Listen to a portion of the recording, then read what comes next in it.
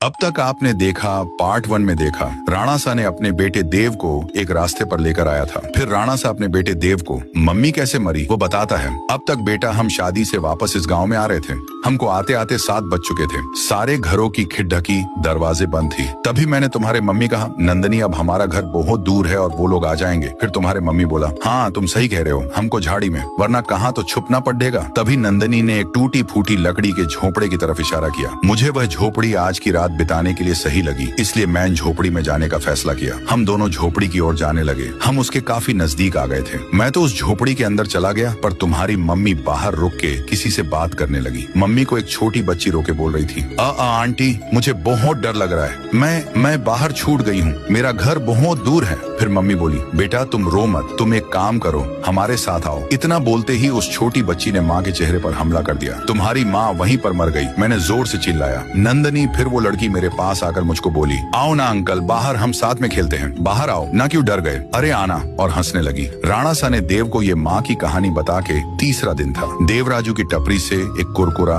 खरीदा, वहाँ rice star भी था। देव जब कुरकुरा लेकर टपरी से बाहर निकला, जब तक 7 बज चुके थे, चारों ओर घंटी की आवाज आने लगी। अनाउंसमेंट हुई, 7 बज चुके हैं। फिर राइस स्टार चाय पीकर राजू की टपरी से बाहर निकला और वो अपने घर की ओर जल्दी जल्दी जाने लगा। उतने में देव ने उसे आवाज दी, राई भैया। देव उसकी तरफ भागता है। फिर देव ने राइस स्टार को विनंती की, राई भैया 7 बज गए और मेरा घर बहुत दूर है, क्या मैं आपके साथ आपके घर में एक रात के लिए रुके सकता हूँ? फिर राइस स्टार बोला, अरे बावले, ये भी कोई पूछने की बात से चल मारे, साथ मारे घर। फिर देव और राइस स्टार घर के लिए जाने लगे। देव राइस स्टार के साथ उसके घर पर पहुंचे और अंदर गए। उतने में राइस स्टार एक खिड़की बंद करी और दूसरी खिड़की बंद करने गया तो बाहर देव की मम्मी खड़ी हुई थी। देव ने माँ को देखकर जोर से चिल्लाया, अरे मेरी मम्मी आ गए राइस स्टार भैया, जल्दी खिड़की लगाओ। फिर राइस स्टार ये सुनकर बोला, अरे बावड़े कुछ ना हो, मैं तुझे एक जादू दिखाता हूँ। ऐसा करते करते मम्मी दरवाजे के बाहर रुकी थी। देव बार बार बोला, राई भैया वो इंसान नहीं है, जल्दी दरवाजा बंद करो। परंतु राइस स्टार मम्मी को ललकारने लगा और बोला, अंदर आके दिखाना, मुझे तुमसे अच्छे से मिलना है। तभी मम्मी बोली,